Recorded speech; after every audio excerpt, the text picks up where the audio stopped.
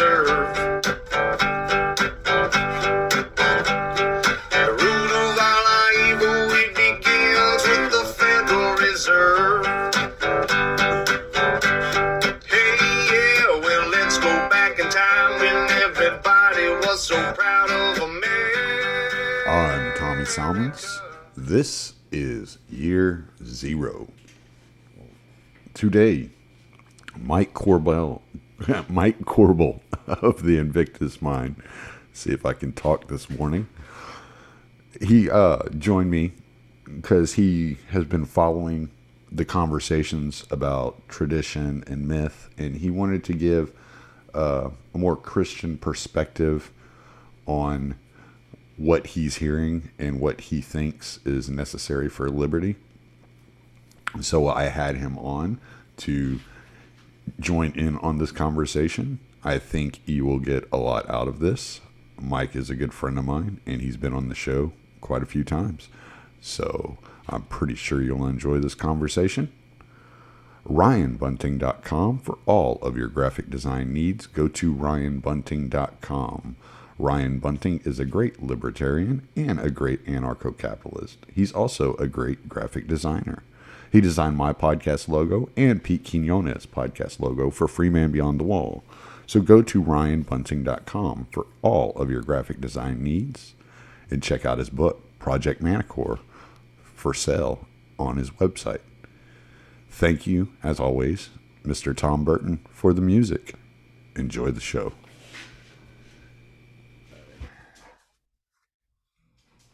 All right. I am here with my good buddy from the Invictus Mind, Mike Korbel. What's going on, bud? How you doing, Tommy? Yeah, working hard, man. A lot of work. Nothing wrong with working hard. It's the way of life, right? Yes, I enjoy it. It's much better than sitting in a fucking truck the entire day. I was getting lazy, man. I didn't realize how out of shape I was until I started working out in the heat all the time. Now, I heard that you switched your hours up, so you're working more during the day now, so you can be home with your wife in the evening. Is that correct? Well, I switched jobs. I'm no longer Oh, I'm no okay. longer over the road. I'm working for a retail company, a lumber company here locally, delivering lumber to new housing development projects. Gotcha. Yeah. So and my dogs are, this is the time of day where they decide they want a roughhouse. So they're like right here next to my feet, roughhousing. So if you hear them, I'm sorry, there's not much I can do about that. All right. Sorry, I'm playing with my video screen right now, so I can still hear you, but I know you're not going to put this on video, but I'm playing with it because I can't see myself correctly. Oh, There we okay. go. That's fine. But, so yeah, you reached out to me after my podcast with Pete, about culture, the importance of culture. And you'd been kind of paying attention to some of the conversations that we've all been having surrounding, the more mystical and mythological side of culture, which I'm about to release an episode. I'm doing it tonight. I'm going to do it. It's going to come out. It'll be out tomorrow with Matt Erickson and my buddy Coop. And my buddy Coop, he's just he's brilliant. And it's a shame that nobody knows about him. And I was introduced to him by another good friend of mine, Gord, who's another trucker. And the guy's just exceptionally well read. I mean, he's one of those. He's kind of like, I don't know if you know who Ace Arcus is on Twitter. I'm familiar with the handle. I don't know him personally, or I've never talked to him. Yeah, it's one of those situations where when he starts like saying things and he's quoting like books that you've never heard of, you're like, oh my God, how did you ever find the time to read all this? Like, like, I don't know where you found, like, I like to consider myself fairly well read, but I mean, this dude like blows me away. Like I would say he's a genius as far as like IQ level. And so the things that he absorbs and the way he comes across, it really blows my mind. And so I always enjoy the conversations with him because it really expands me and stretches my ability to have these conversations. And so you're coming from more of a Christian like personality, right? Whereas I consider myself more agnostic. I don't even know what Pete would consider himself. I've never asked him. I know he went to seminary, and he studied, a lot of the scriptures very in depth. Matt he flirts with Christianity, and he's admitted that he's fallen away from it at times and kind of like, I'm not sure like if this is really necessary. But and then Coop I wouldn't call Coop a Christian either. He has a concept which I find really interesting, that God is reality. So like objective reality that you deal with on a regular basis, whether it's the present or the future, moving forward, that is what God is. So the God is the reaction to your action, basically, Mm-hmm. So and so as you reap what you sow, kind of mentality, and so I appreciate that line of thought. And when he the first time he ever said to me, God is reality, I was like, oh Jesus fucking Christ, man, how do I even like talk about that? Like how do I even address that? That's such a big statement, in and of itself. So, but you're coming from very much a Christian perspective. I would venture to say Protestant. Is that fair? Well, I'm Mormon. It doesn't really fall under Protestantism. Oh, okay. I didn't know you were a different Mormon. religion. Okay. Right. And so I don't talk about my religion a lot, but on my podcast, I do claim to have some access or some ideas about spiritual freedom. And my conversion story, I became a Latter-day Saint back in 2003. So it's been a number of years now. And so I'm very well read in those scriptures. And there are going to be people listening within an earshot here. They'll say that Mormons and Christians are not the same thing. I'm not here to have that kind of discussion at all. I mean, I do read the Old Testament and the New Testament. I am pretty well versed in those books, as well as the Book of Mormon, which is scriptures from our faith. Right. But I've just been really fascinated lately because I believe I found libertarianism within my own readings of Christianity. So I wouldn't necessarily call myself a Christian anarchist, although sometimes I do in some circles. But I believe within the ideology of libertarianism is Christian underpinnings. And so when I started hearing people like Vin Armani and Matthew Erickson and some other people started realizing that we're moving into a mystical age, it really caught my attention. It made me feel kind of warm in my heart that a lot of libertarians are now embracing this thought process. Not to say that everyone's going to become a Christian, or I have a desire that everyone be a Christian, but it does resonate strong with me, and I really like the idea.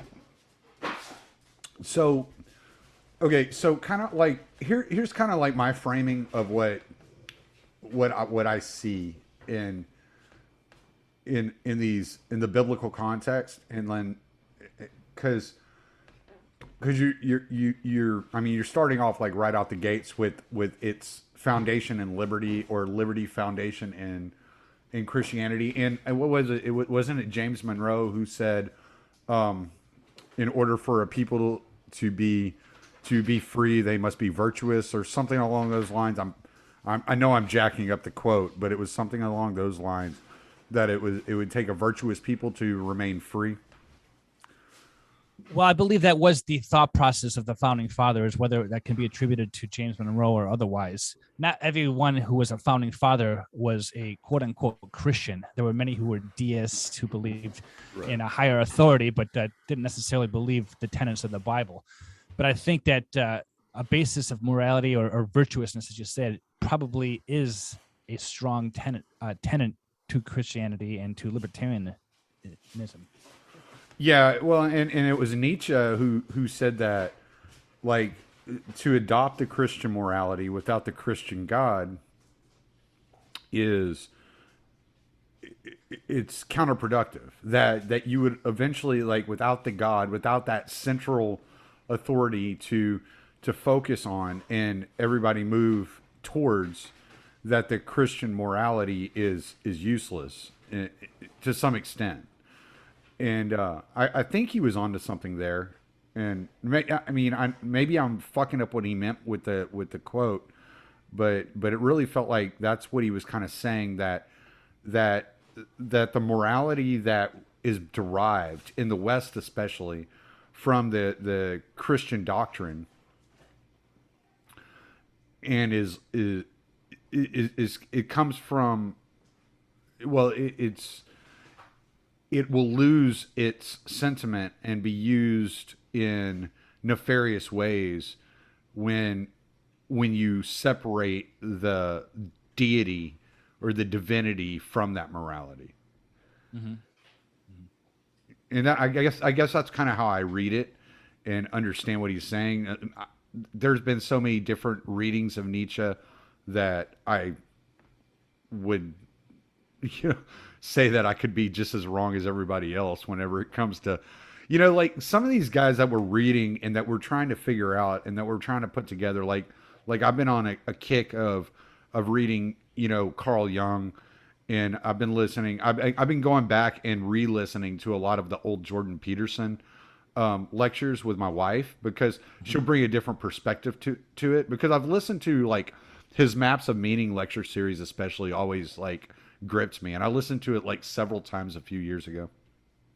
I want to say in like 2019, I listened to it probably like 2 or 3 different times, that entire series.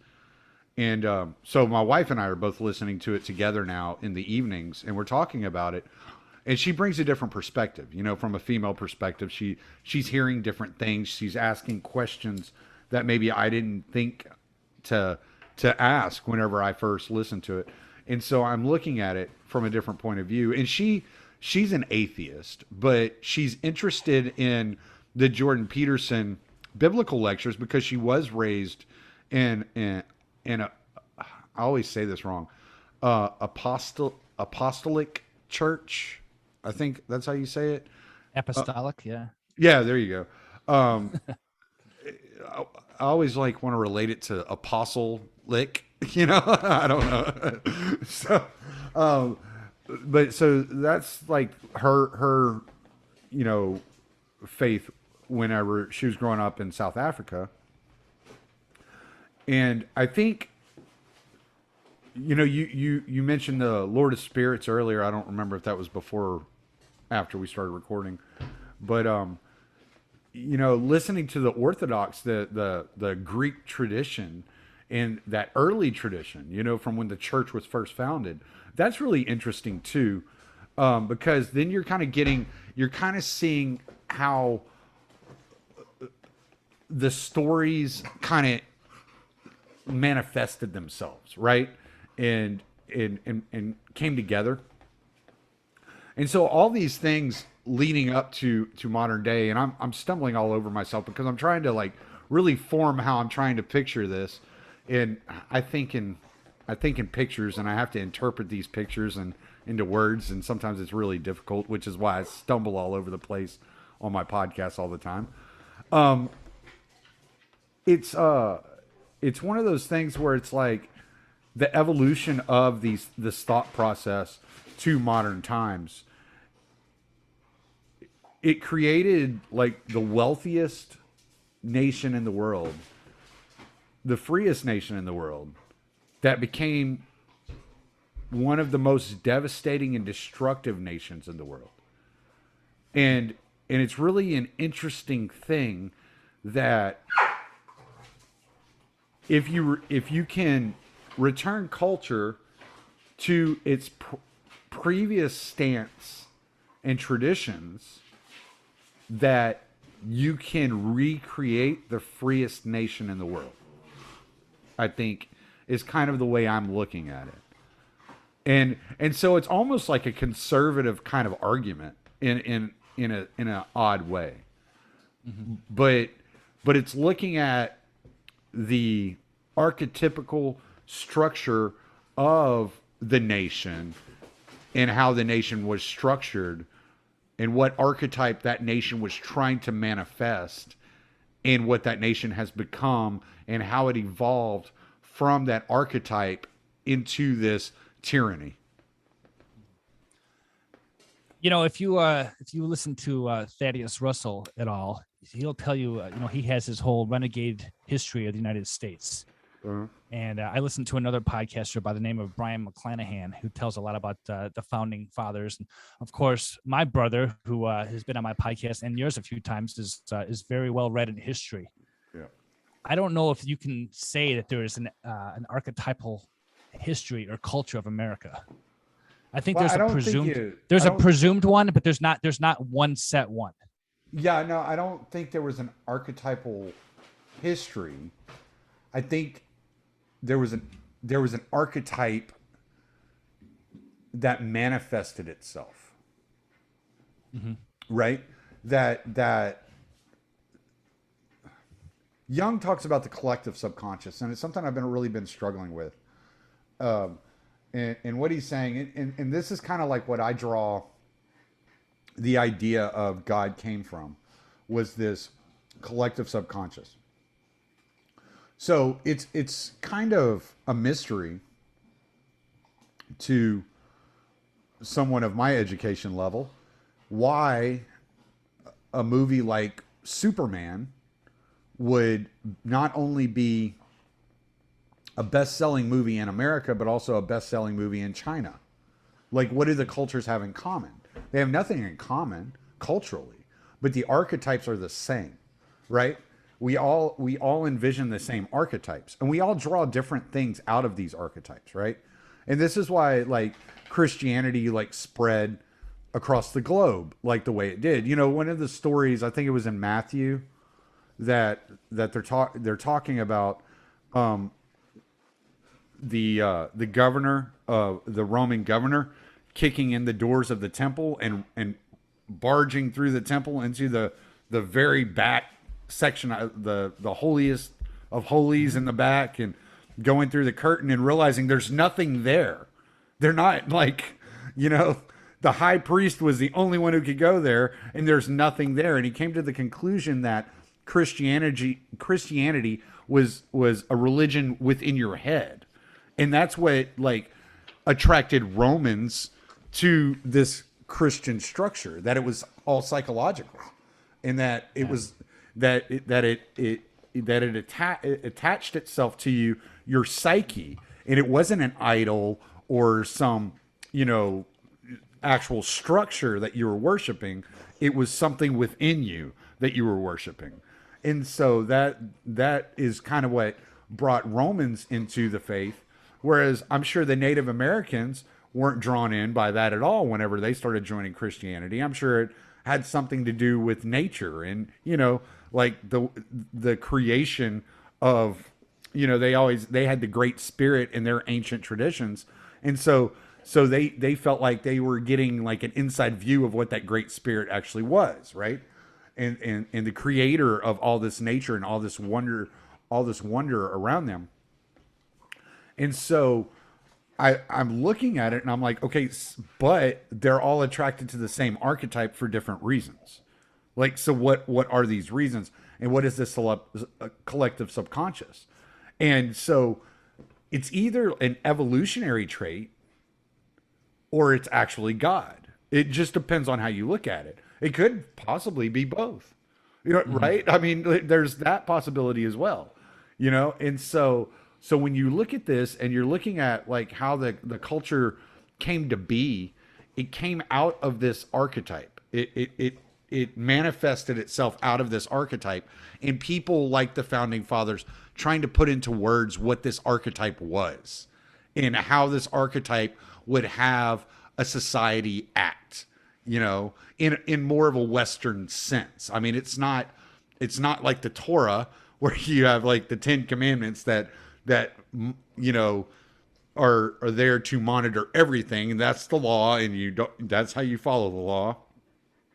And you never say Yahweh, because if you say Yahweh, you're bound to eventually take Yahweh in vain, and you know, that type of deal. Like, so like this, you had kind of this Western idealization of the exact same archetype. I'm sorry, this freaking dog, but you had this like kind of Western like idealization of the exact same archetype, and it's like that collective subconscious where everyone is attracted to the exact same archetype. is quite the mystery. That's quite a big feat to undertake, right? So I'm trying to unravel some of the things you said there. I was introduced to a book I just started reading. It's by the author's name is Tom Holland. It's called Dominion. And basically it's the story of how the Christian religion has taken over the entire planet. And the theme of the book is all of Western philosophy, from capitalism to socialism, communism, even the woke culture today, is embedded in this root. Maybe that's the archetype you're talking about, this root of Christianity. But to answer your question about, like, you know, the Romans, when they came into Jerusalem originally, I had just literally read that chapter before you came in. So I understand what you're talking about here. One thing that I think is lost in most modern American Christians is that Christianity is deeply spiritual, deeply mystical. Okay. A lot of your Puritans, ever since the Enlightenment period, they've taken a lot of that mysticism out of there. I mean, they have the story of Jesus there. They have the story of the crucifixion and everything like that. But they're forgetting in scriptures that it signifies gods. And I say that with lowercase g and a plural, multiple gods. And it also talks about this on the Lord of Spirits podcast, which you referenced. And prior to Jesus Christ, every culture in the world, they were led by rulers, by emperors, right? By dictators who were driven by conquest, from Alexander the Great to King Xerxes. You've seen the movie 300, right? Even the Pharaoh himself.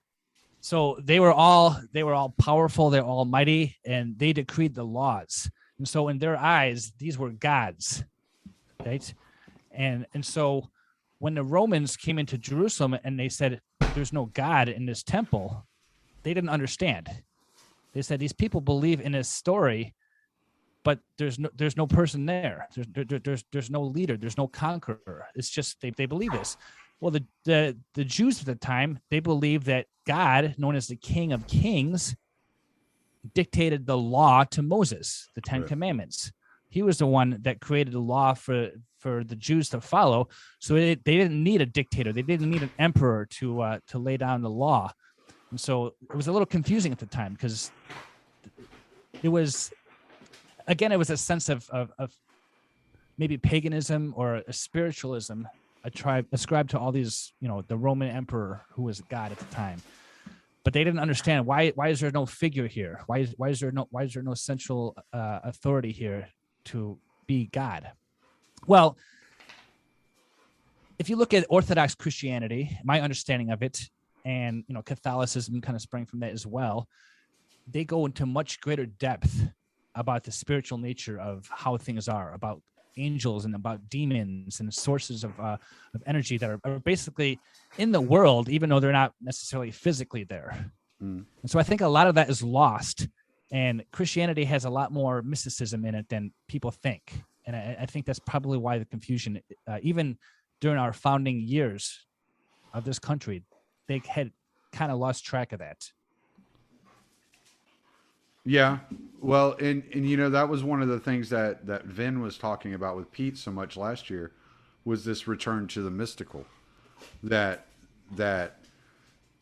we see this around us, you know, whether it's the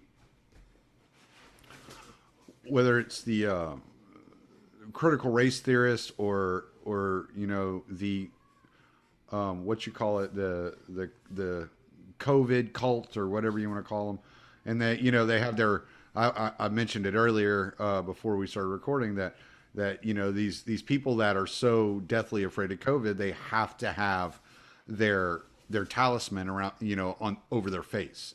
You know, they have to have this mark, you know, so to speak. And it's very much like a fear of God kind of fear that they bring into this. They're just at awe. Yeah, the wife is taking the dogs out of here so they will quit eating me, because I will not have an arm left if this continues. But yeah, so they have this like almost like fear of God, you know, the way that they view like COVID, and it's like that has become their religion in such a way. And it's like, okay, like I'm not down with the critical race theorist. I'm not down with wokeism. I'm not down with this whole COVID tyranny that we're experiencing. And I've met very well, I can't say it that way. That's not the right way to say it. If I wanted to structure a society with people in such a way that I felt like we could live in harmony and actually coexist together in a way that was productive, it would be with Christians in very many instances, you know. And I think to my family, you know, they're very, very much Christian in their faith, and almost like Western fundamentalists in certain ways. But I could stand to live with them. You know, I could stand to create a society with them. Whereas I don't see these other people as people I could create a society with. And so it's like, if I find this society tolerable, it must have to do with something, maybe my familiarity with it, my comfort with it, already being around it my entire life. Maybe that's all it is. But they as much as Christians get dogged for being judgmental, which there are those, the majority of Christians aren't like that. Like in reality, they're not judgmental people in reality. And so these are productive, hardworking people that have faith in something that I don't understand, that I could exist within the parameters of, and not be threatened, you know, with death. You know, like, Right. Yeah, you know, because they believe ultimately that if you are to die, it's not up to them, that it's up to their God to carry out the sentence, and that's, you know, that's for him to decide. Whereas these COVIDians, man, I get the feeling that these people would kill me in a heartbeat if they had the chance, you know, and so it's one of those things where I'm like, okay, so if I can see myself being able to conform within the parameters of this type of society, what is it about that type of society that is attractive to me? And that's kind of where I'm exploring at the moment. I'm really like trying to bog this down. You know, I went through my little bitterness, like, oh, I hate everything that has anything to do with God, for, you know, a few months, to coming to the understanding that I don't have all the answers, and there's no way that with my minimal knowledge and the use of 10% of my brain that is allotted to me, that I will ever be able to conceptualize or wrap my mind around anything as big as that idea. And so, like, that's kind of why I lean more to the agnostic. I see that there is a type of wonder and a type of spirituality in nature, in the universe, in the cosmos, that I respect and I admire, but I also can't understand or can't wrap my mind around what it is that could have created such wondrous things, and that I would never be able to tell you with certainty that I have the answer for you. That's kind of where my agnosticism comes from. Yeah, you know, another book recommendation here is The Righteous Mind. It's actually, the subtitle is called Why Are Good People Divided Among Politics and Religion? And the author is Jonathan Haidt. He's a psychiatrist or psychologist. And he talks about where morality comes from. And the author, from what my understanding was, that he was very much like an atheist liberal before he started doing the research for this book. And so he traced cultures from all around the world. and came up with why certain people have certain kinds of moral compasses. Where do they come from historically? And he talks about how people on the left have certain moral structures, and people on the right have different moral structures. Both can be good, but there's certain parts that are missing. He likens it to like taste buds. Like, they say scientists say that we have so many taste receptors on our tongue, and certain cultures make certain kind of foods, but then when they get introduced to, like, for example, sugars and sweets, like, they're not accustomed to that kind of thing. So they had no idea that those foods existed. Well, when he talks about morality, he talks about there's 6 taste receptors where people come from. And if I can recall them from the top of memory, one is care or harm, right? Most people think it's not okay to harm other people or to harm animals, right? And so there's one that is about equity, fairness, having some kind of justice in the world. And there's a taste receptor that talks about like loyalty to a group or loyalty to a hierarchy. And then there's a taste receptor for sanctity, which is more of a religious background. And so what this book talks about is how people on the left will only be able to taste. I'm using that word as a word related to a tongue. They only realize that there's 3 different places that they get the morality from, where people on the right will actually have all 6 of them that they're using. It's really interesting because people on the left, they want things to be just. They want things to be fair. They want they have a basic sense of morality for oppression, against tyranny, for the little guy. But then again, people on the right, they have this idea of a hierarchical nature, right? Of order, of loyalty to one's country, which is why you'll see conservatives who are waving a flag and who love the Constitution and who support the troops because they belong to a group that they believe is higher than themselves. That all comes back down to the basic Christian theology. The story of Jesus Christ comes from humble beginnings, right? Mm-hmm. He was the son of a carpenter. He was born in Jerusalem in the most humble of circumstances. He wasn't a conqueror, so his whole mission was that of the little guy. He was the oppressed, and so although as the King of Kings is described in Scripture, right? A lot of the people on the right, your so-called religious conservatives, will talk about the order of nations, how things have evolved that way. And then people on the left, they see the oppressed. We want to take care of the little guy. And it's really interesting. Are you familiar with David Granowski at all? I know the name, but I can't tell you who. Yeah, so he has a whole, his radio station, he all talks about mimetic theory and how, people want to place the blame of civilization onto a scapegoat, right?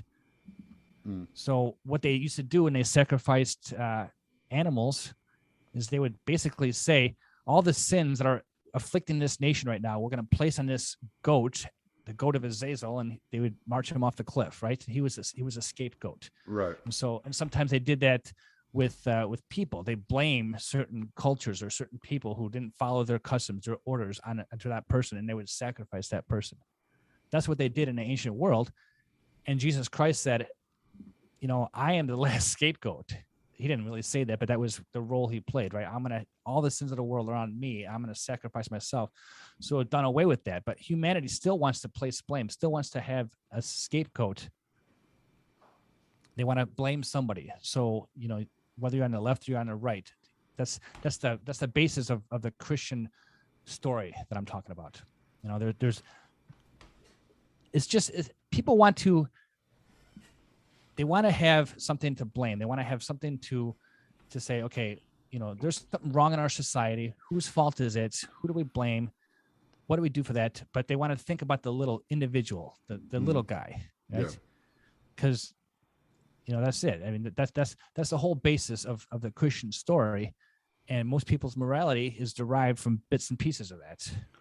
Yeah, no, that's actually interesting because, like, if you really like dig down into like what people are saying when they're looking for somebody to blame for all the problems, is they're saying, I am the God of my life and I have the right to judge. right? And so it is my judgment. In my judgment, I determine that this is the sacrifice that is needed for, you know, the sins of the world, or whatever sins have afflicted me, right? And so you have all these little gods, you know, fighting amongst themselves in the realm of politics or culture or whatever, that are trying to sacrifice or find the proper sacrifice to rid the world of what they perceive as evil. Mm-hmm. I think within ourselves, every single person, personally, I believe, because I am religious, I believe that we come from deity. We are offspring of deity. And I think inherent in our psyche is this attraction to a higher power, even if we don't come out and say it. And, you know, you talked about Nietzsche. Nietzsche was quoted for saying, God is dead and we have killed him, right? Right.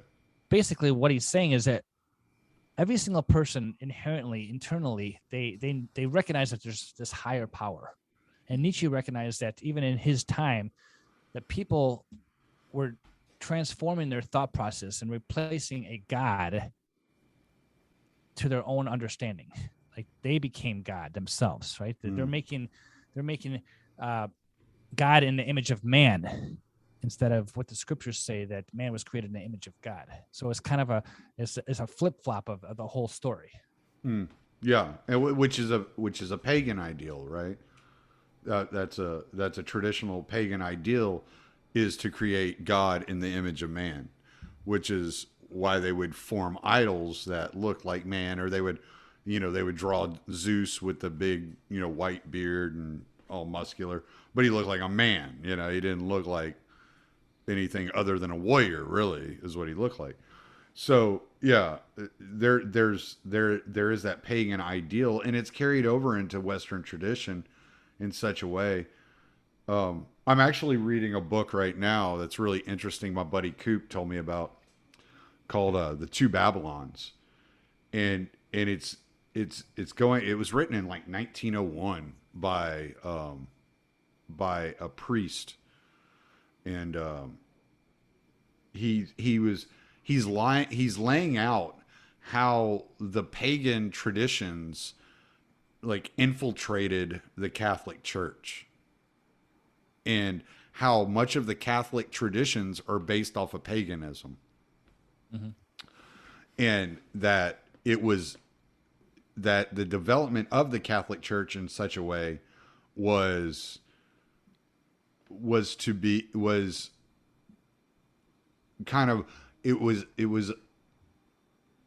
walking away from the traditions that created Christianity, right?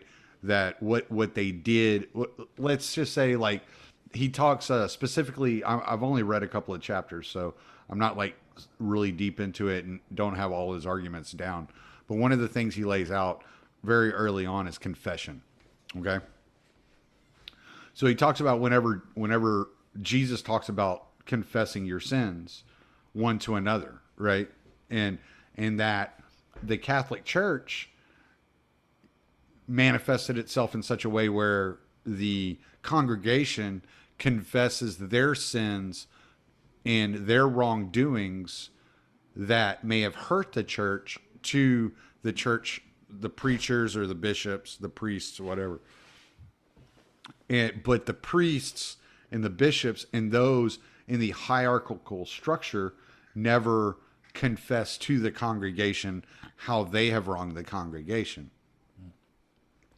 And he said that this, and what he's saying is, this was a pagan idea. This was not a Christian idea. The Christian idea was that the hierarchy was accountable to the masses, and that the masses were accountable to each other, right? Including accountable to the hierarchy, because you're all part of the church, like, basically is what he's saying. And so that as each individual piece of the church sins against the targets or direction of the church, that it is up to those each individual, whether it be the Pope or the bishop or the priest or just Joe Blow sitting in the pews, that all of them have a responsibility to be accountable to each other, right? That's kind of like the idea of how the United States is supposed to have been structured, with the three forms of government, democratic republic, kind of idea where the government is accountable to the people are accountable to the government, everybody's accountable to each other, kind of that kind of structure. So I can kind of see, but what he was saying was that what happened was in pagan times, I think he mentioned Macedonia in particular, where the high priest of the pagan gods, it wasn't Marduk. I can't remember which one it was. I'd have to grab the book, but it's not important exactly who it was he was talking about. It's just the idea of what he's talking about that struck me as interesting.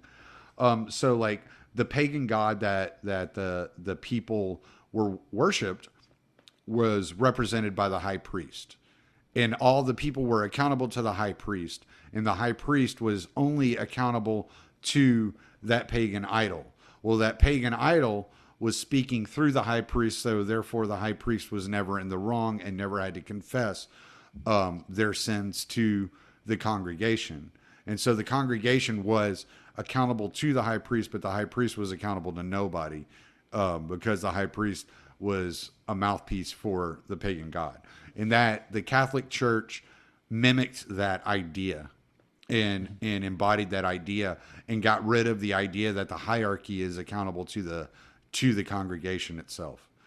And so I look at some of the traditions of the Christian structure and the religions, that are here in the West, especially that we consider Christianity. And I see that a lot. I see kind of like the pagan ideal everywhere, but I don't see this sacrificial idea of sacrificing yourself for the betterment. One of the things that Jordan Peterson constantly harps on was Solzhenitsyn said that you are responsible and accountable for all the sins of all of men all across time, period. And so that's a really deep thought, right? Because Solzhenitsyn wrote the Gulag Archipelago, so I was telling my wife the other day, it's one of those books I really want to dig into. I know what it is, I know what it's about. I haven't read it yet because I don't know if I have 2,100 pages in me at this point in time. I'm just not sure that's what I'm at that point yet, and I'll read it when I'm ready to read it. You know what I'm saying? But I think what Solzhenitsyn was saying was that if you focus on yourself and you focus on bettering yourself, then those people around you will see that you're better, and they'll make them want to be better.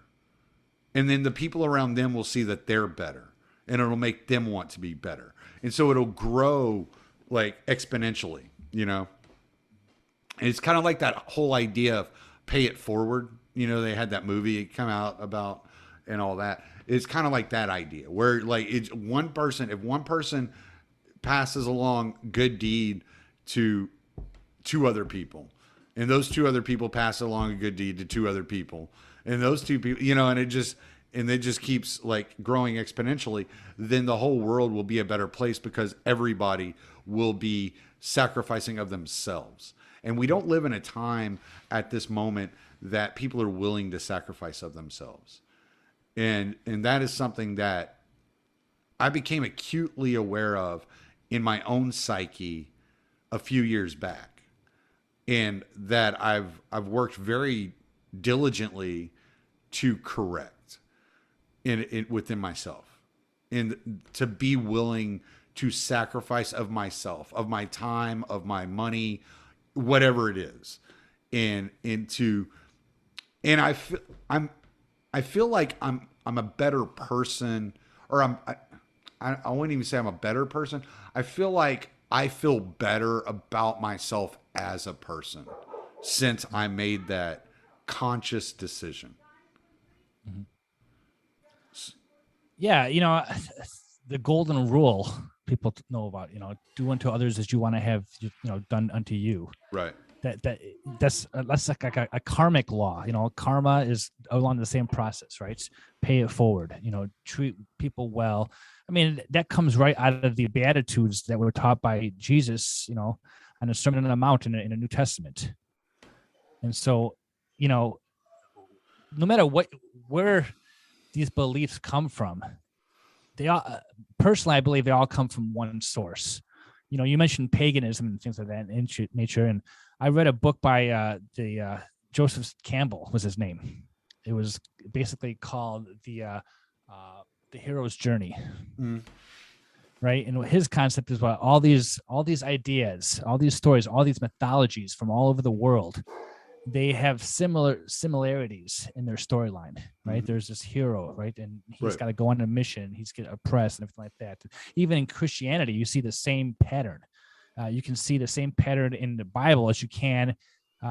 Now, Joseph Campbell wrote this book before the Marvel movies came out, but you can see the same pattern in Iron Man, right? You can see the same pattern. So, like, there's this hero's journey that's going on through all of mythology, and there are essential tenets within this. Those are the archetypes that Jung might talk about, right? Right. So, wherever they come from a single source. Yes. And this And is so- this is that collective subconscious that I was talking about earlier. That I'm like, that's it, no matter what you think about it, it's a very strange idea, right? It's more than you're able to conceptualize. Mm-hmm. Just the idea, like if you think about the amount of people in the world right now, like 7 billion people, and you identify that each individual, each one of those people identifies a specific journey as being the hero's journey. And it's the same for all of them. And where did that come from? Because they don't all share the same culture. You see what I'm saying? So you can't say it's a cultural phenomenon. What is that phenomenon? And if that phenomenon is like a touch of divinity, a touch of God, just that small portion of that touch is enough to make you like to linger within your mind for years to like, because you'll never be able to understand that. You'll never be able to interview all 7 billion people and learn where did this come from, right? You can't go back in time and do psychological tests on, Moses, let's say, like you can't, Right. You're trying to figure out these things, and it's like, okay.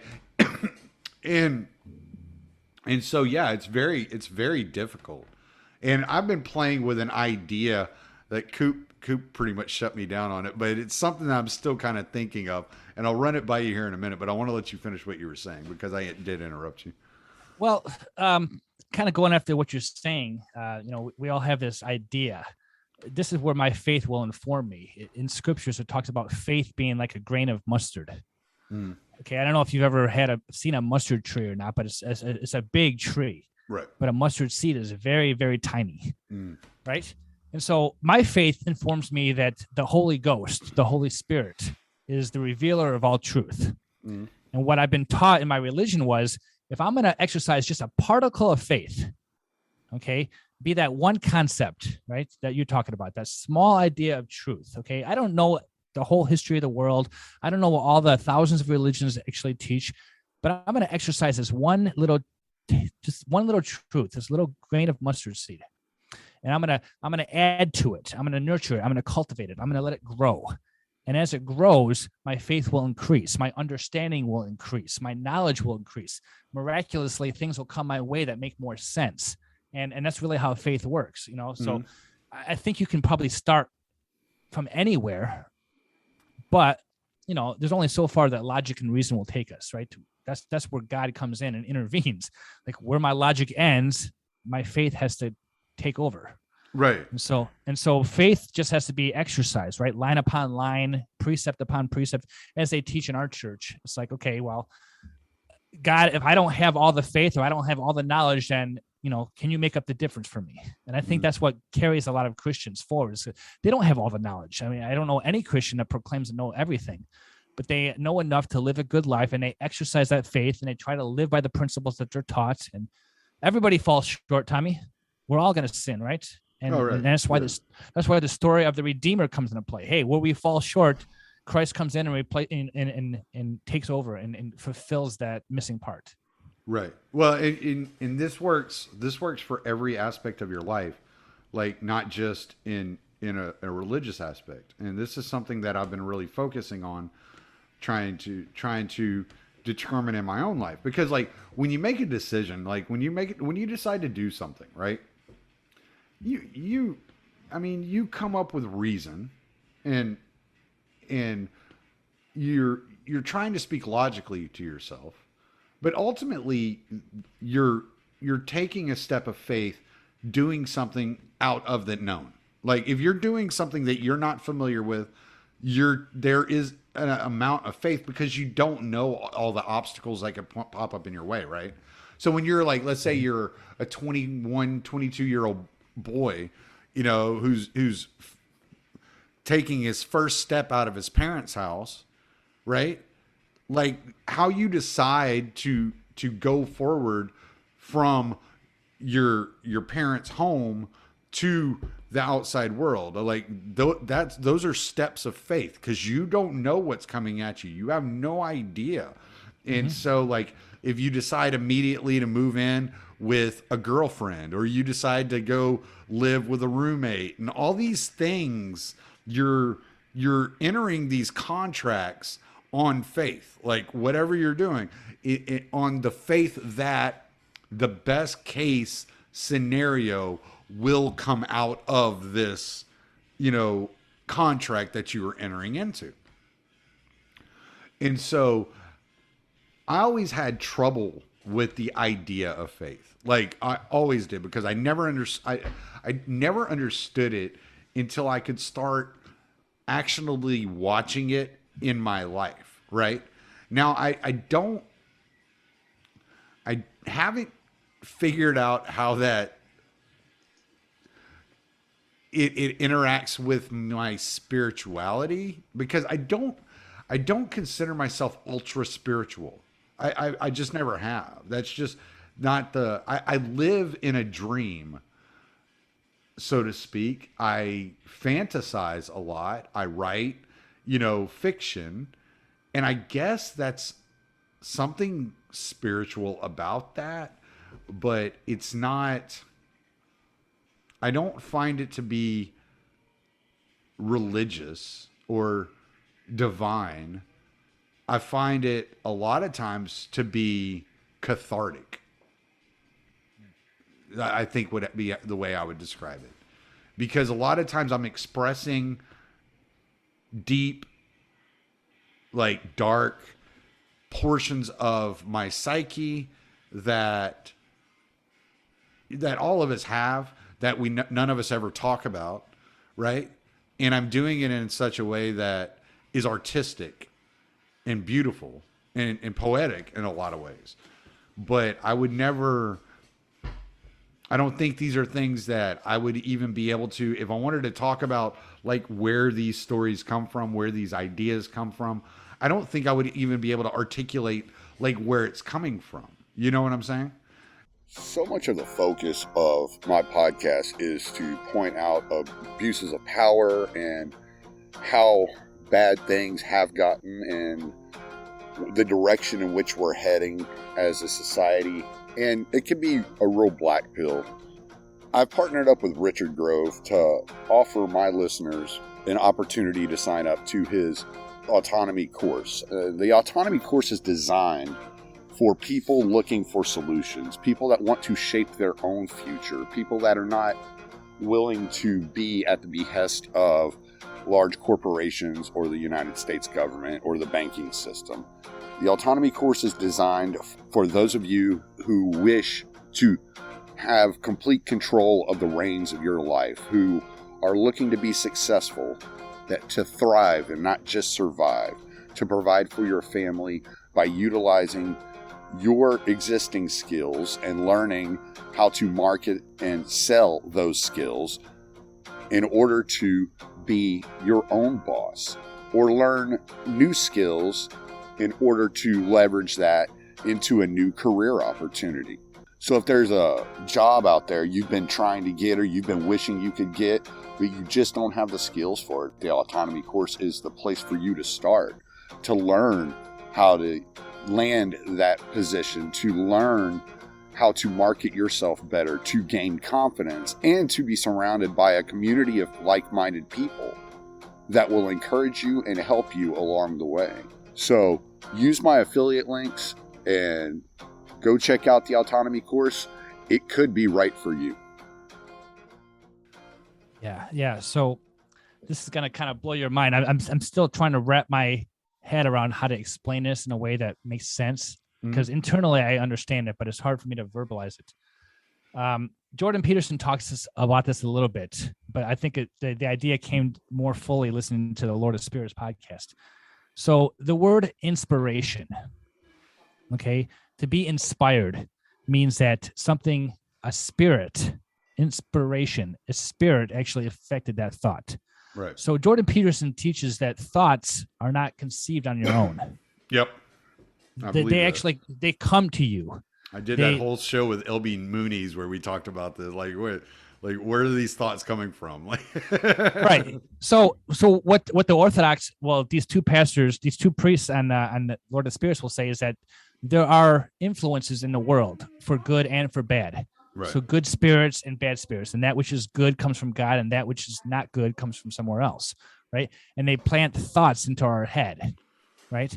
Which gives us control of being able to nurture those thoughts, right? That's that grain of mustard seed thing again, So if a thought comes in your head, you can either immediately expel it, or you can dwell on it and nurture it and grow, and that'll kind of take you down the path one or the other. So it's not something that we conceive of ourselves. If we conceived of our own thoughts, then every single one of us would just be going the wrong direction, right? But there's different influences in the world, which I think is really interesting to me, because it means that I have power to go after whatever I want, Right. That's why I know that as I continue to associate with good people, as I continue to read good books, as I continue to nurture that goodness, then those thoughts can grow. And the bad thoughts that will and do come into my mind, I can just expel them, and I won't go down the bad path. Yeah. I think the way that they had put it on Lord of Spirits, which was pretty intense. And I kind of talked to my wife about this a little bit because I found it to be so interesting. But they were saying traditionally the word angel means messenger, right? Mm-hmm. And what are thoughts other than messages, right? And they're messages from outside. And I actually was thinking about this, and I was like, wait, this adds on to Stephen Kitsella's argument that IP is a bunch of bullshit, right? Because no thought is uniformly your own. You're extracting data from other places that you didn't create in order to create your own thoughts, in order to create your own inventions. And if you look at every invention, in all actuality, all it is a boost of a previous invention. It's not an original invention. All it's doing is amplifying or improving a prior invention, right? So so let's take the printing press, for example. Well, I mean, that just improved the way that books were written. So instead of monks sitting there writing by hand, for hours a day, years of their life, you could just start spitting out newspapers, or the internet. Instead of interacting with, having to wait to interact with somebody either via letter, you could send them an email. so you didn't have to do the snail mail route. Right? Things like that. Instead of going to a library, you could look it up on Google, things like that. All you're doing is expanding or improving upon already existing, industrialization that was already there. And it's just an improvement. It's always just improvements, moving forward. Now it's accelerated as technology's accelerated. The improvements are accelerating at a faster rate. So you might see something that you're completely unaware of, but if you trace it back and what it does, you can find out, like back in, the Stone Age, they were doing this instead of this. They were carving on rock wall instead of writing on paper, or, printing on paper, so it's just like, it was one of those things that like really struck me as interesting, that the thoughts are never exclusively your own. What they are they're pieces of information that you've taken in. Now, where you get that information, like if you want to believe that some information only comes together because so many of us are given the same information and don't come to the same conclusions, so like where these conclusions come from, where these creations come from, if there's a spark of divinity in in something that somebody creates, well, then that's another story altogether. But the thoughts, the information did not originate in you. It originated at other sources. It came into you, and you put it together. You put together several bits of information to create, a more improved model of what it was that you had seen prior to your existence, right? Well, sure. And since there's an infinite number of ideas out there, right, the outside influences of people who we associate with will direct us towards whatever truth we want to discover, right? That's this whole postmodern idea of, your truth, my truth. And I don't really believe that. I kind of reject that. I believe there is a source of all truth. But I do believe that because we are led individually by different ideas, that we can, go down certain paths. And that's why we have to always revert back to, okay, I've gotten off the path. Now, how do I get back on the path again? Right. I think that's the role that religion has, right?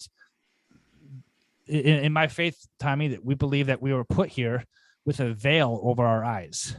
In other words, we came from a place where we knew God was. We were part of a plan to say, hey, we're going to go down to the world and we're going to be basically wiped clean. And God's going to leave us clues. He's going to leave us prophets. He's going to lead us scriptures. He's going to leave us good spirits that'll help us direct the path back to him, because ultimately that's how we get to become, well, again, this might be against most Christian thought, but in my faith, we get to become like God himself. We're led to the same place where he was. It's just a path that we have to draw on, but we're done because we have a veil placed over our eyes, so that was a challenge, and we all accepted it. Is that kind of like, I don't want to like derail too far into like what your faith is, and because I've never really looked into Mormonism, but is that kind of the idea that they talk about on Lord of Spirits, like of theosis? Is that what you're kind of trying to say? Right. Okay. Right. So in the Mormon theology, we call it exaltation. Okay. Okay. And without going too far down the path, the purpose of God is to make men glorified as he is. Right, to share everything that Christ has and that God has. And so we believe that we are literally deities in utero, right? That we have to become ultimately that way. Now, we're never going to achieve that in this world, but we need to, follow this path, and wherever we fall short is where Christ comes and makes up the difference. That's a pretty deep religious topic right there, and we can go into that. But yeah. No, like I don't want to get too in depth in that. But yeah, so the idea of theosis and exaltation is that we all achieve somewhere. We all ultimately get to the highest plane of existence. What was the guy? It was Saint Ignatius, I think it was, that said, "God became man so man could become God." Yeah, I can't attribute that quote to him, but it was something along those. It was one of the saints of the early church, and so I could have the name wrong. I get all those guys confused. I always thought their first name was Saint. I didn't even realize that was a title.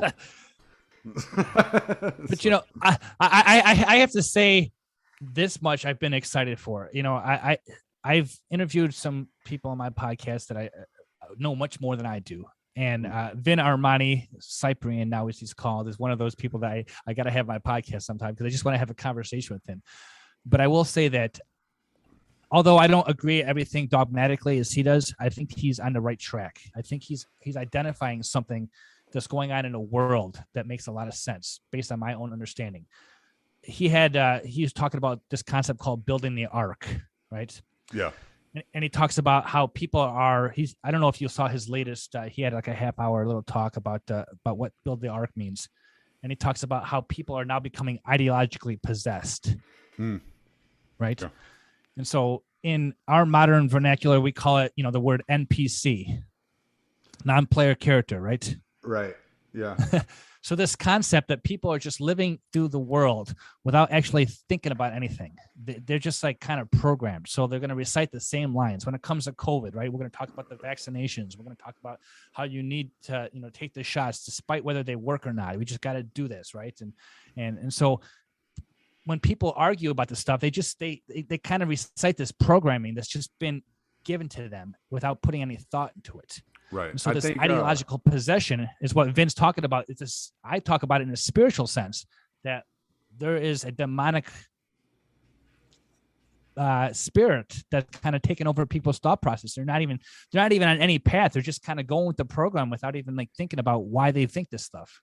Right. Yeah. No, I think it was Young. I think Young said that whenever you argue with somebody who's ideologically possessed, so to speak, you're arguing, you leave the realm of knowledge and enter the realm of concept. And I think it was Young. It might have been somebody else. I don't know. I could be wrong. I read so much stuff and I'm like, I remember a lot of it, but I don't remember who said it. So anybody can feel free to inform me of how wrong I was by attributing that to Young if I am wrong. But yeah, so it's like, it's this whole idea that, well, and it goes back to kind of like that idea of like angels are messages, like the message itself is from an angel, like, right? So yeah, you're what you're saying makes sense. It's a possession. You're being possessed by something. Now, I don't know if it would be, I don't know if this would be like the common understanding of what possession is, but I get what you're saying. Cause you're like, I don't remember who it was that said, but like, thoughts don't have, people don't have thoughts, thoughts have people, kind of like you're possessed by these ideas, by these, it's almost like a spirit. It's almost like an embodiment. I know Carl Jung believed like the parts of your psyche were autonomous beings within you, like your shadow or your id. These were, autonomous beings that lived within you. And that's why, like, when you get angry, you turn into another person and you wake up the next day and you're like, oh my God, like, who was that? Like it's like another autonomous being has taken, possession of your body, and that creating that unified self is learning how to master these autonomous beings of your subconscious and have them intermingle with your conscious regularly so that you can become, as I think as Carl Jung would probably say, you would become more Christ-like in your way of life by mastering your shadow and mastering your id. And then you become the perfect self, which would be the Christ, and this is what you see monks attempting to accomplish. And, it's this whole self-mastery thing.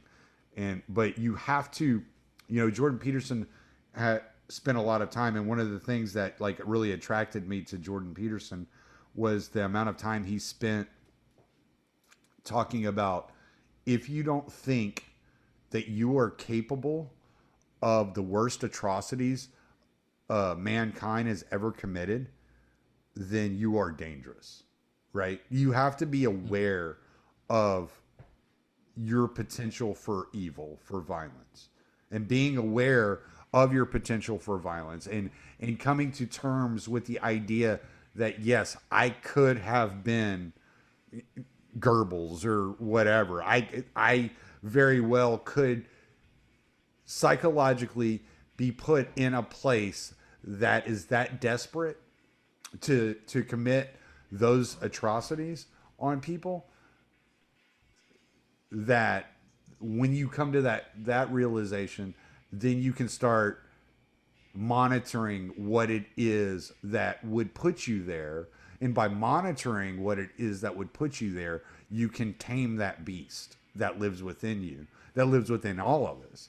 But if you just reject the notion out of hand that, oh no, those were just evil people. Well, okay, they were just people. They were babies at one time. They were, nursing at one time. They were, they were growing up. They were learning. They were educated at one time. They were just people.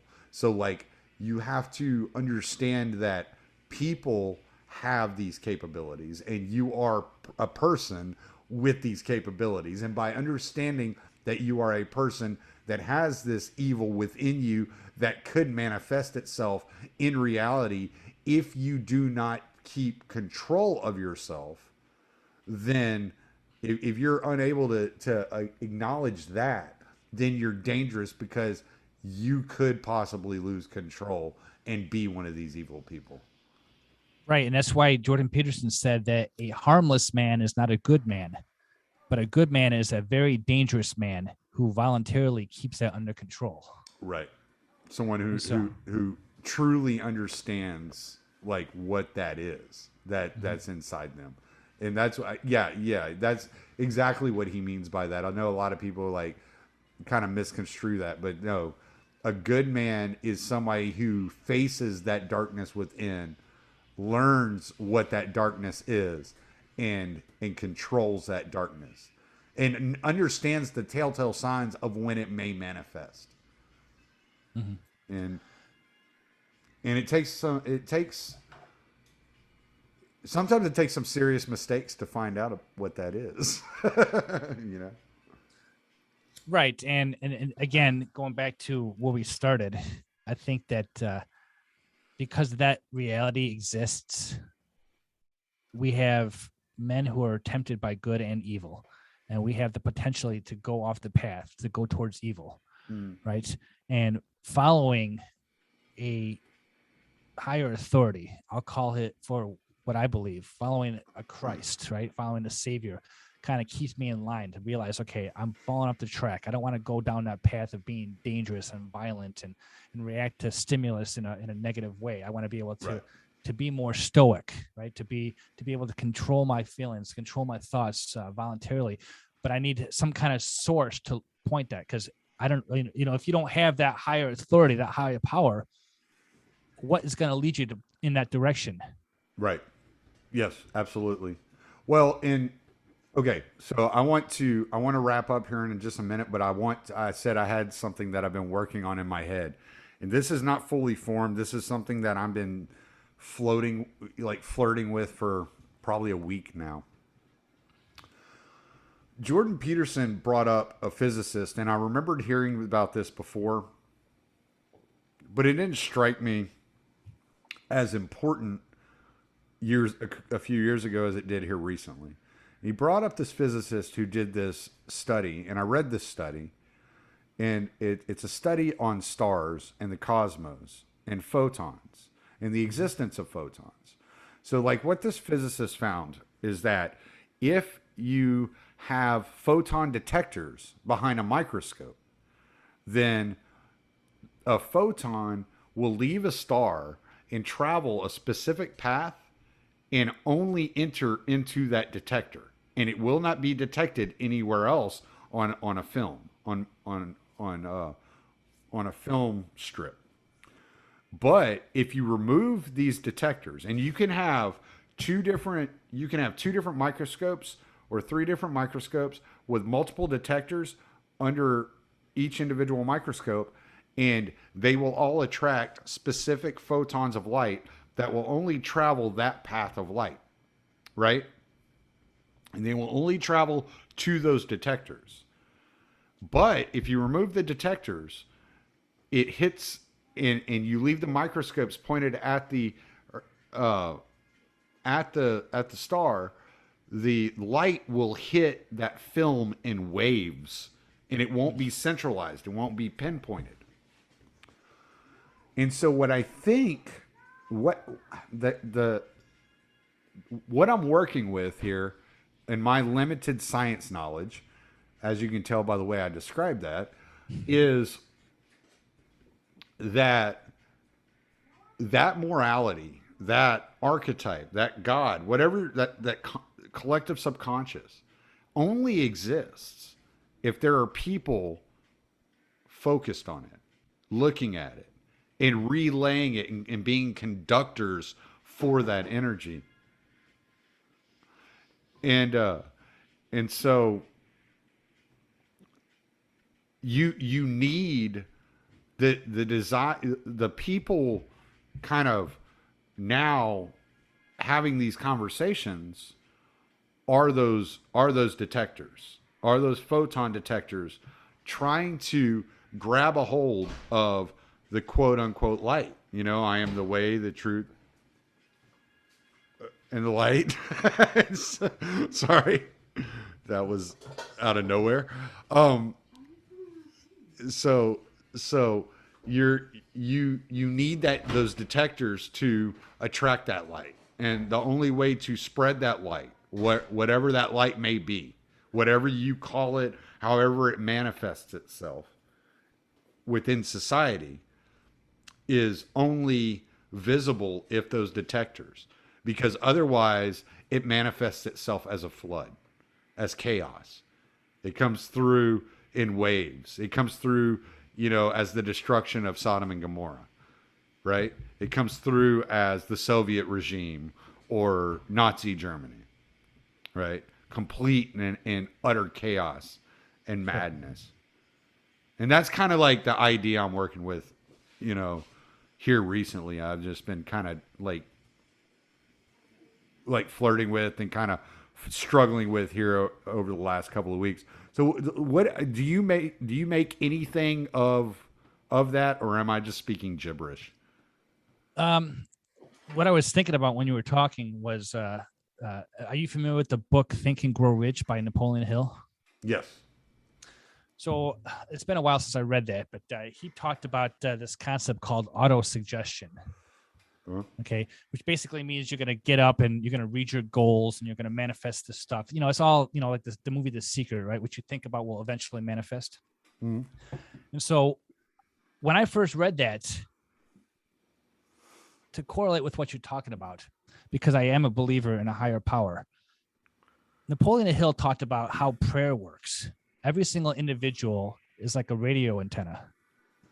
So when you pray, the thought that is in your head or the thought that you're trying to get out into the world is going to travel like a radio wave in waves. And so it's going to go to heaven, but then that revelation will come back to you the same way. And so everybody can receive it. Just like in your photon experiment, even though you can't tell the photons are there, they're still there, right? The electromagnetic spectrum proves that they're there. We just need certain tools to detect them. Mm-hmm. So if a person doesn't know how to receive revelation from God or doesn't know how to pray properly, well, then what did God do to help us with that, right? And that's where the scriptures, it says that God gave us preachers and pastors and evangelists and prophets and stuff like that. So that's what I was kind of talking before. So those are things that God has put into this world, these clues to receive the messages that he wants to give everybody individually, so we can learn how to become that tool ourselves. So we can receive and detect those photons ourselves. So one of the big misconceptions is that science and religion are opposites. I don't believe that at all. I believe they're exactly the same thing. They're just spoken in different words. So to receive these photons, to detect them, we got to understand what they are. And if we don't understand how to receive them, then it will result in chaos. That's why we're able to be, tempted by different things that are ultimately going to destroy us. So we literally have to be able to be taught how to pray. We have to be taught how to receive messages. We have to be taught how to receive the truth, just like the same way that your photon receptor will actually hone in on those particles, right? Right. Einstein said everything exists in wave form. And so you have, we have solids, liquids, and gases, right? Everything is a wave, and just depending on how close the particles are as to what, whether that's going to be a solid, a liquid, or a gas, or whatnot. Mhm. So I think that you have a basic understanding scientifically, but maybe just the vernacular between what you're saying, what I'm saying, and that's just the only misunderstanding. People see, I believe that reality exists. I believe that truth exists. I believe that there is God. What people call that God, okay, well, that's on them. Maybe they haven't gotten the right people teaching them what that is. So they'll come up with this concept called science, right? Capital S, trademark, right? But I think it's the same thing. There is no division between science and religion. It's the same thing, but we just got to understand, okay, I understand this scientifically versus I understand this religiously, but it's the same thing. Right. Does that make sense? Yeah. And that just, it made me think of the other part of that experiment that I found that was so intriguing, and it blew my mind. And I could not stop talking about it the other night. And I was just like, I was talking to my wife, and I was just like, wait, hold on. Like, that star that you see in the sky burned out 30 million years ago, or 30 billion years ago, or whatever it is, right? Mm-hmm. Yet you're seeing it today. So it exists then and now at the same time. Mm-hmm. And they say it burned out, but did it ever burn out? When is the last time a constellation has ever changed? So does it ever burn out, or is it just transcendent of time, and therefore we can't understand what it actually is doing? Well, I think you're onto something right there, which is the great mystery of life, right? Everything exists. Time exists only in the construct of human beings, and so I love these people who talk about science, about what happened on Earth, millions of years ago. It's like, how do you know that? They have a scientific, concept of evolution, right? They have a scientific theory of this, but then you look at radioactive carbon dating, and it only is proven up to 10,000 years. Mm-hmm. And so, like, how does a human being describe time? Well, you can't, right? You might have heard this on the Lord of Spirits when they were talking about how we can't understand what it's like to be a bat. Right. Yeah. As a human being, I only know what it's like to be me. I can't even understand what it's like to be Tommy, even though I might get to know you more and more every time I talk to you. But I'll never understand what it's like to be you, let alone what it's like to be a bat or a dog. Or how am I supposed to know what it's like to be an angel, what it's like to be a god? Or science is going to continue to look for answers, and they're just going to fill in the unknowns with whatever they think. But time and existence, it transcends all that stuff. Yeah, my favorite part of that conversation about you don't know what it's like to be a bat is when they say, and you don't know what it's like to be your spouse. And it's like, oh, shit. Yeah. Pay more attention. Pay more fucking attention. So ask more questions. But that's it. This was a lot of fun, man. I don't know what I'm going to title this episode, but this was a lot of fun. Well, I'm just trying to figure out things in a world just like you are, Tommy. And, I've been blessed with many good people who have guided me to certain places, and I've had my my experiences that I regret. But if you don't have a few regrets in your life, then what is life really? Have you ever lived? Yeah, exactly. Do you even live, bro? Well, I mean, and that's the thing. Like, these people nowadays, going back to COVID and everything like that, it's like they're afraid to live. They're afraid of risk. They're possessed by this idea that we want to preserve life, but yet, what is life? What is life if they're going to lock themselves in their houses? They're going to cover their faces and shut themselves off from understanding things in the world. Right. Yeah. That's no way to live. But all right. Plug away, dude. I'm going to stop the recording. I got food to check on. I'm cooking for the wife tonight. All right. Well, you can find me at the Invictus Mind. That's my podcast. I'm on Twitter under the Invictus Mind. Also, my name is Mike Korbel. I'm coming out with a project over the next month because my podcast talks about spiritual freedom, financial freedom, and political freedom. So at any given time, in any podcast episode, you'll hear one of those three topics. But I'm going to be coming out with something that's going to actually go down the realm of entrepreneurship and becoming financially free. So I would just say, just follow my podcast. You can find out on any of the podcatchers. I do have a Twitter page. It's just under my name, and on YouTube as well. Awesome. I'll put links. Y'all go check him out. Mike's a good dude. So, All right. known you for what, 3 years now? 4 years now? Yeah, well, I was you were like my 5th podcast, and I think I was one of your first ones too. So Yeah. We've been on each other's show a couple of times. So, all right, man. Well, thanks a lot. I appreciate the conversation, and good luck to you, man.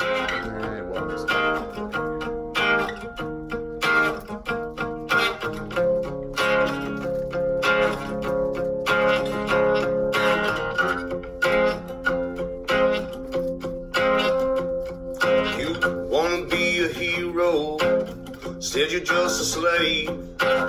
All your good intentions took you to your grave. Your pride is how they killed you. With the flag you wave just like a fool. They promised you a mountain, gifted you a stone. They demanded that you throw it into your neighbor's home, and then seize all that they worked for and give it to the throne just like a tool. Well, as we all just stand in line and glorify new ways of being cruel, it seems to me humanity is not something that they're teaching us in school. They dumbed us down all around, propaganda, their pollution. They set a cage up on the stage, a facade for all solution. They build a wall, block them all from this mental institution. It's insane. Now they're writing their own rule books and they're crossing all their T's. They're fashioning their people to all wear beggars' knees. If you want a clean drink of water, well, you must say pretty please. It's all a game. As we all just stand in line and justify these crimes done in our names, it seems to me authority and tyranny are both one and the same.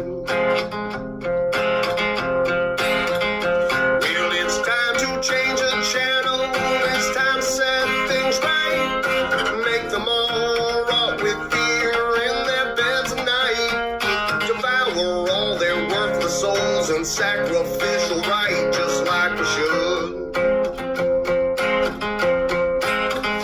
Cause this world needs a cleansing to burn away the shame and destroy all the remnants of those who are to blame. And we'll stack them up like cordwood, watch them sizzle on the flames for good.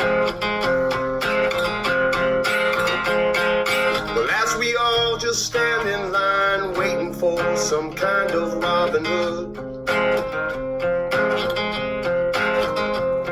our liberty will never be until our right to freedom is understood.